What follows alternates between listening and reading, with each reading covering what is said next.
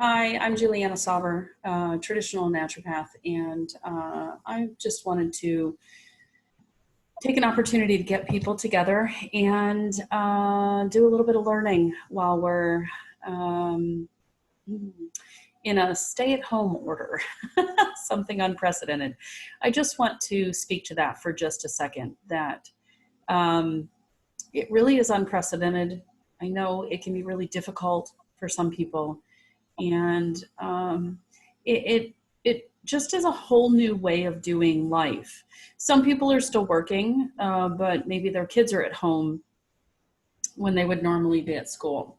So that makes things difficult. So the purpose of today is to give some techniques for staying calm, releasing fear, some things you can do in the meantime, because this is an opportunity we've never really had before, to look at this, if you will, at a vacation, and an opportunity to reset and regenerate. So I want to start with a story. I used to work in corporate America. I spent 20 years in management positions in manufacturing, very high stress positions, constantly going, very type A, volunteered for everything, said no to nothing, didn't sleep very well, and ended up with physical illness. And I recall this was sort of the point at which I knew I had to change and had to implement new practices. Is I worked at a very stressful business. Lots of arguing, lots of pride and egos and disagreements, and everything was difficult. It was like the environment said, we must always make life difficult. And I was visited by a gentleman that I worked for that I respected highly. And we happened to be part of a meeting, and we got done with the meeting, and I asked to talk to him. And then I just unloaded. I went into an absolute tizzy fit. And I look back at that moment and I think, wow, I was totally out of control emotionally, completely out of control emotionally. And I'm pacing back and forth, and I'm yelling and screaming, and I'm, I can't believe this place, and I'm swearing, and it's out of control, and tears are starting to flow. And I looked at him, and he had this look on his face like, I don't know who this person is. And he had hired me, and we had done some amazing work together. He was really a mentor to me, and I respected him greatly. And he had given me good feedback and praise for the work that I had done. So we had a really good mutual respect situation. And I think in that moment, he's like, she's lost it. She's completely out of control. And I knew he was right. So it wasn't too much longer that I started my schooling, and I started to learn more about myself and to reset my life. And that memory is so strong in my brain, in part because it had so much emotion attached to it. It had a tremendous amount of emotion attached to it. And that's the key to a memory. So I mentioned sort of the topic being conscious cocooning. And I love butterflies. They're some of my, and moths, they're some of my favorite. And if you look, there are some stunningly beautiful butterflies and moths. And they go from this caterpillar or worm into a cocoon, and they spend time in there changing and transforming their lives. And really theirs is a physical transformation. And in the end, they can break out of that cocoon, which has to be a difficult process. Breaking out of the cocoon has to be a difficult process. They don't survive otherwise. It strengthens them. And so they come out and they flap their wings and they dry them off, and they take a couple of minutes to kind of get acclimated to their new body, and then they take off and they fly. Monarch butterflies travel from Mexico to Michigan every single year, and then they go back to Mexico in the same year.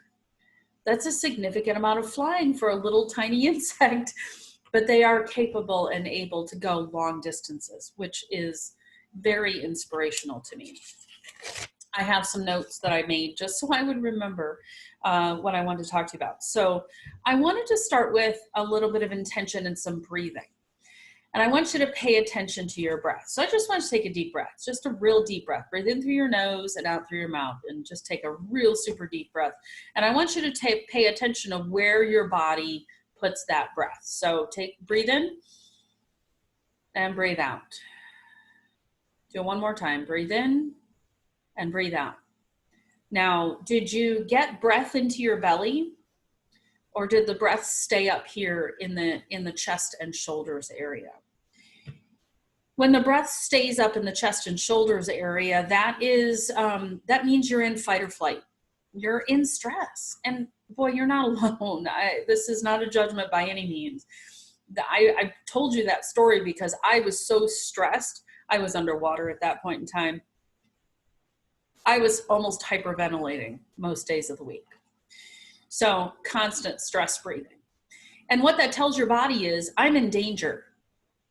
So you need to stay vigilant, alert, aware, do not sleep, do not eat, your stomach's going to bother you, etc. There's a whole biological mechanism I want to jump into that follows that. It's the vagus nerve. So what I like to encourage people to practice is breathing all the way down into your belly button. Okay. So if your shoulders are lifting up when you breathe, I'd encourage you to cross your arms and place your hands on your shoulders and drop your elbows and just let that drop in. Feel the weight of your hands on your shoulders and let that drop in, and then take a breath and do not allow your hands to rise up. If your shoulders start to rise up, press down and then intentionally send that breath all the way down to your belly. Keep doing that. Breathe in through your nose, out through your mouth.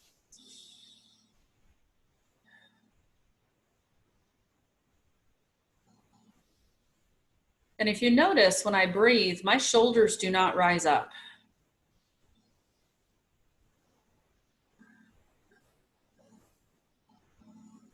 Okay.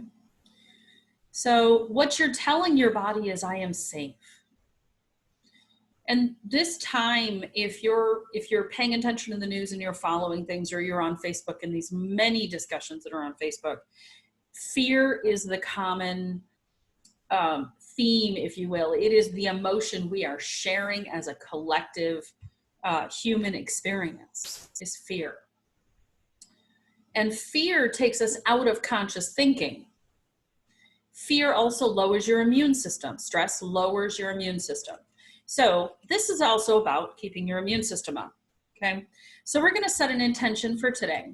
And my intention for today is that the practices that we will talk about today will help you to bring clarity, to stay focused on today, on this very moment, because it's the only one that we have control over. To give you practices to stay present and to stay forward and positive. There have been lots of events in the world that have been, some really horrific, some far more horrific than what's happening today. And I want to encourage you to stay present, stay looking forward, and know that this too shall pass, okay? So set that intention for today. A few things I want to share with you before we get further into the practice. And that is that, number one, life is about lessons. And the only true thing you can be sure of in life is that it will change. That the shifts and the lessons that we learn, so once we learn a lesson and we do something differently, there's a shift there and the pain is removed, if you will. That all things are happening for your best and highest good. Now, dive into that for just a second. Best and highest good. We have a loving and divine universe. And I'm not applying religion to that. So you place into that what feels best for you, whether that is God or Jesus Christ or Allah or Abraham or Buddha. That is your choice. Okay. So understand that the divine creator has in place for you the best and highest good. However, we have free will. So we create our reality based on a series of choices over time. And we may not be conscious of what those choices are. But part of the work here is to become conscious of those choices and to really establish the forward momentum that you want as we go forward. The last thing I will bring in is that emotions are energy in motion. Think about fear. So fear itself sort of wells up usually down in our abdomen, like in the stomach area. And that fear wells up and we get nervous. And then if it gets too far, our hands start to shake. So think about that as the energy frequency that has risen up so strongly that it's coming out in your hands. So emotions can manifest physically. They can come out and become physical challenges. And you know, when you've been in so much fear that you can't walk very well, you're not seeing things very clearly. Let's say you got into a car accident or a near miss, or you suddenly lost a job or something like that. You might have this moment of where everything narrows and you can't really see straight and your vision's not great and you can't walk very well. Fear has taken over your body. Now, it's an old survival mechanism, and it is appropriate if you're being chased by a saber-toothed tiger, but in modern reality, we are not being chased by saber-toothed tigers. So, again, it's about coming back to presence, and it's about being here in the moment, okay?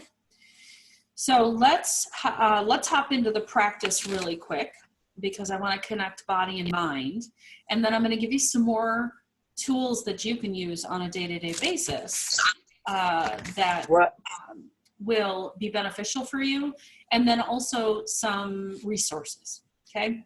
So let's go back to that breathing. Keeping your shoulders down, breathe into your belly, and out through the mouth. We're going to do 3 of those.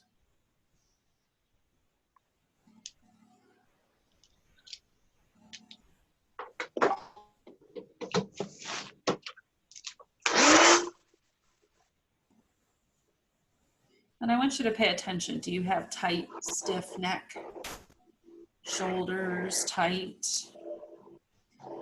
Maybe take a second and breathe in and send that breath right to where that area is tight and tense.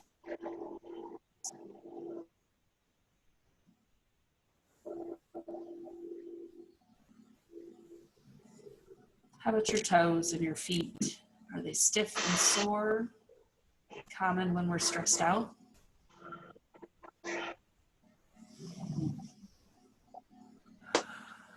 And how about your calf muscles?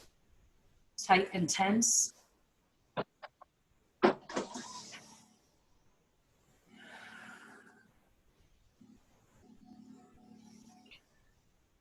All right, we're gonna add some sound to the breath. So when you breathe out, add some sound to it. You ready? Ah.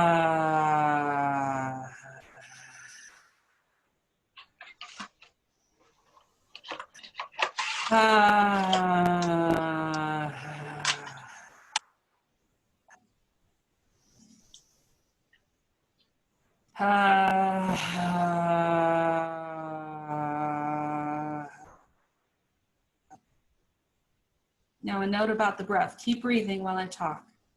A note about the breath. If you're breathing in and you're not getting all the way down to your belly, keep practicing that. Close your eyes if you need to and set the intention that the breath goes down to your belly. No. If when you're breathing in or breathing out, it feels like it's skipping, that's your body removing this energy that's stuck. So allow that to keep going. Breathe in and let it out. And the more you breathe in, the more fluid and even it will get. And the more of that tension and stress will have left your body.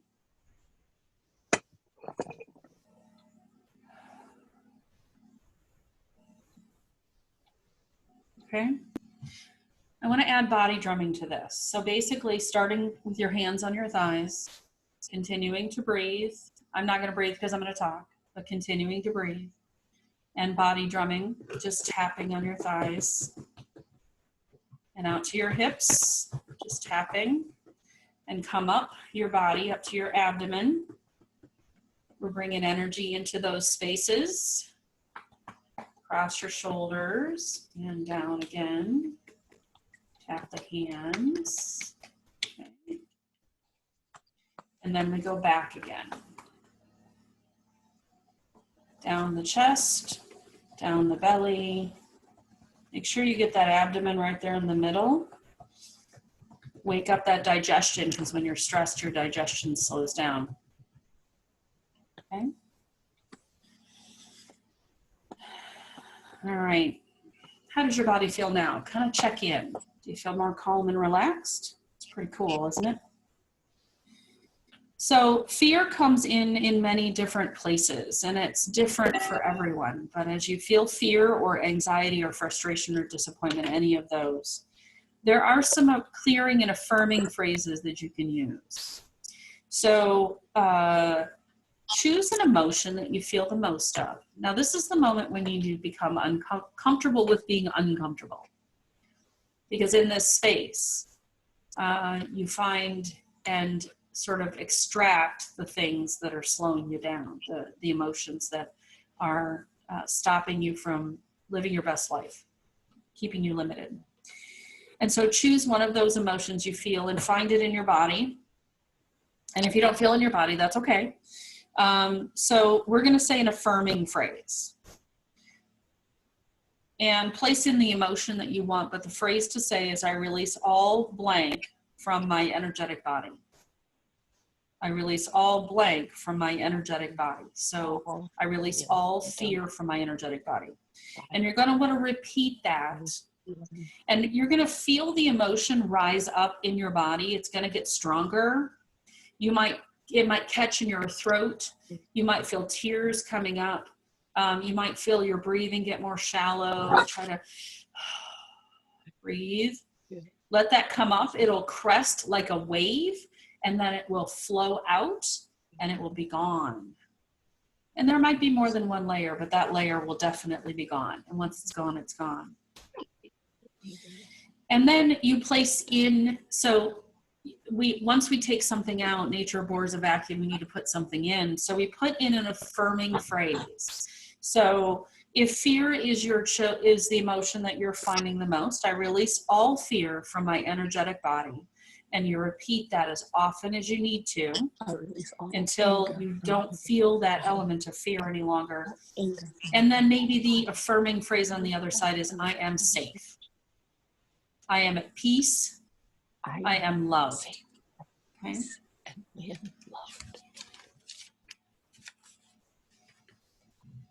All right, take a minute, find an emotion, and repeat that phrase to yourself. I release all emotion from my energetic body.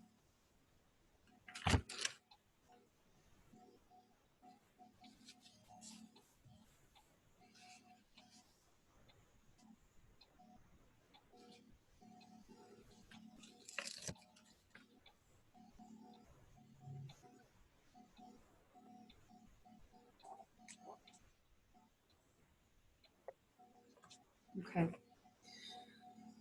Keep that tool in your toolbox, because that you will find you'll use pretty regularly. We're doing this in more of a meditative setting, but I do it at my kitchen sink sometimes when things show up. All right. Okay, the next wonderful technique that I think is amazing is, I call it the angel bucket.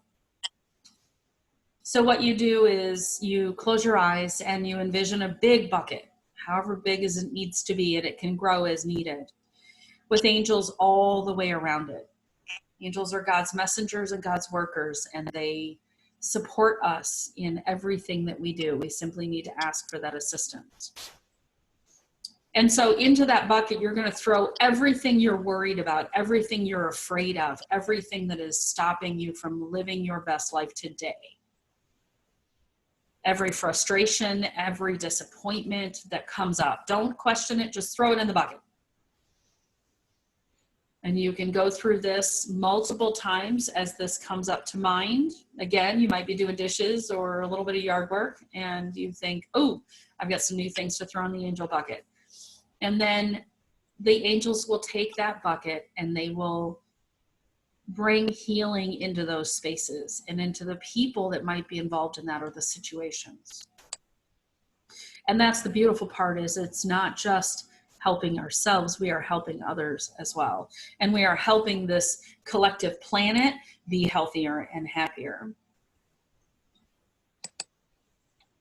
And then another technique, which I find incredibly powerful, and you have to be conscious of this one and use it, is our go-to is worry.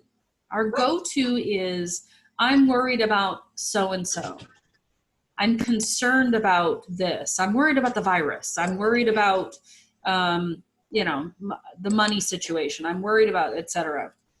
The go-to, though, I would encourage you to do is send love and light to that situation. Create a prayer. Again, it's whatever your practice is, but send love and light into that space. And so if you're concerned about your grandfather, as an example, send love and light to your grandfather. Ask the angels to go and be there and to be supportive in whatever way is needed. They didn't especially let me know if they you can't needed be it. there. And even if you're sitting right next to that person, send them love and light. Just allow that to flow through you and to them, because I can promise you the number one thing that clears the receptor cells of emotion is love. Okay. A quick note to empaths, and this may be a new concept for you. It was for me. I grew up in a very sort of non-spiritual household, and I had no idea what an empath was until someone said to me, I think you're an empath. I was like, okay. So I went and looked it up, and sure enough, I am an empath. So it is a challenge and a gift, and the challenge comes when we're not aware of it, and the gift is that we are aware of it. So as empaths, I can tap into the energy or feel the energy of the people around me. And I am either amped up by it, so I would go to a concert, if you will, and I'd come out of there all hyped up and ready to go. Or I would go to other situations and feel the depth of emotion. I would watch movies and I could sob with any character. It didn't matter, cartoon or human.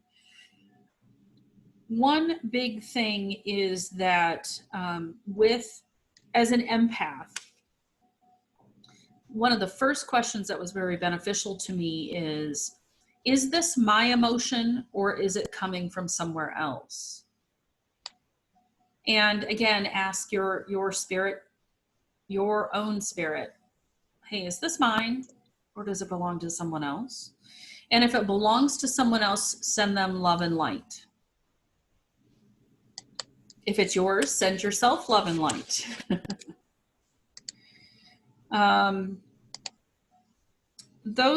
That particular knowledge and awareness was really helpful for me. And given that my son is a high empath, in other words, he's very sensitive to the world, we were able to help him to disconnect from that so that he functions happily in this world. Because I believe it's a piece of depression is that people are sensitive to the emotion of others around them, but not aware of it. And as a result, they are overwhelmed by emotions they don't understand.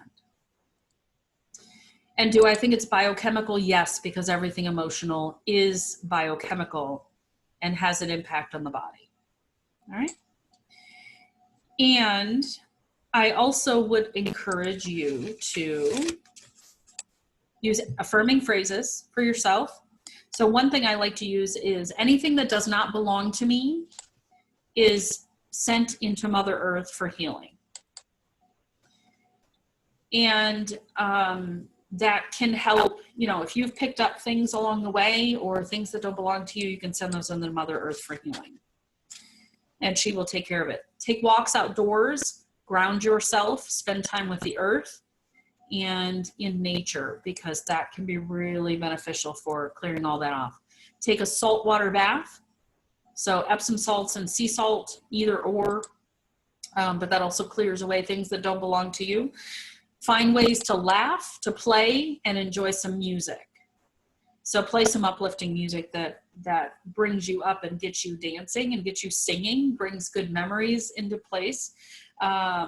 In the background, I encourage lots of people to play sound therapy. 528 hertz is love, 174 hertz is calming. And there are many more. YouTube has a channel that I really like, Meditative Mind, and there's a handful of others that have some good music. And it can be really beneficial for the whole family. Okay. So in the idea of being present, the first thing we need to do is we need to accept the situation as it is. I think we worry forward, and that keeps us in worry and doesn't allow us to see what today is. We need to surrender to that we can't change most things.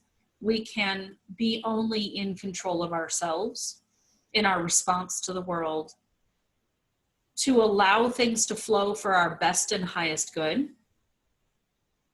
to see the blessings that are around us.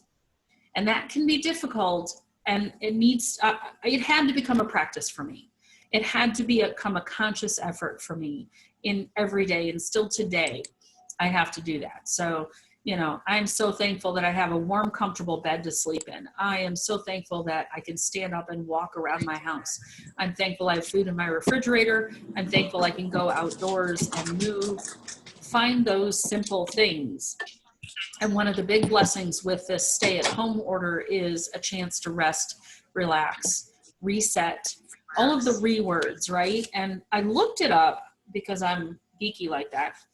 And re means to go back, to withdraw, and do again. So reinvigorate. Maybe you have a project you wanted to work on, or a business you wanted to start. This is going to be a beautiful time to start a business. Whatever it is, find the blessings in life and go inward and find joy, because inside of us is where all that joy is. That's really where it's at. Okay. So a few authors I might recommend, and almost everybody's got stuff on YouTube. So if you'd rather listen to it in audio or Audible, I get an Audible credit every month. So I download an audiobook and listen to it when I'm driving or whatever. I'm a huge fan of Iyanla Vanzant. Iyanla. She has a very no-nonsense approach to life, which is kind of cool. And she also is about personal responsibility, okay? Brené Brown, who's incredible, and she has a book called The Gifts of Imperfection, which is the one I would recommend you start with. It's a quick read, won't take long. Daring Greatly is another amazing book, and she has read Braving the Wilderness, but I would not start that one first. I'd do The Gifts of Imperfection first. Carolyn Leaf is a neuroscientist who works from a Christian perspective and has a lot of good teachings on your thoughts and your speech, and how important it is to have your thoughts and how you're speaking in a positive place, in a place that creates good things. If you can't access these, because I'm not sure what Amazon is delivering these days, and maybe Barnes & Noble isn't considered an emergency needed as needed thing, but I would suggest that reading is a way to keep ourselves calm and focused forward. Tony Robbins, boy, there's so many people that have all this amazing stuff. out there that you can access. So most libraries have an app you can download on your phone, and you can get audiobooks and digital ebooks through your local library with a library card. So that's a great way to keep yourself moving forward. So what I'll do now, I think, is I'm going to open it up for questions. I think nobody is muted. But let's see if anybody has any questions or anything specific you're dealing with that you'd like to have some assistance with.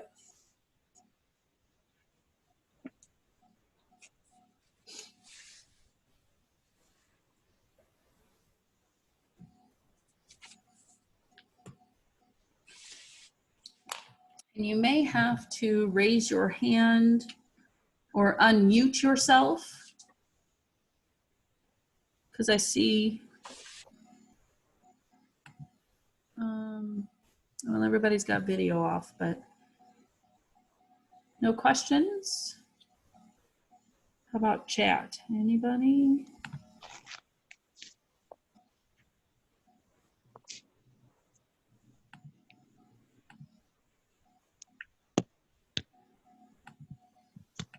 Okay. Well, you're certainly welcome to contact me afterwards, and I then will be able to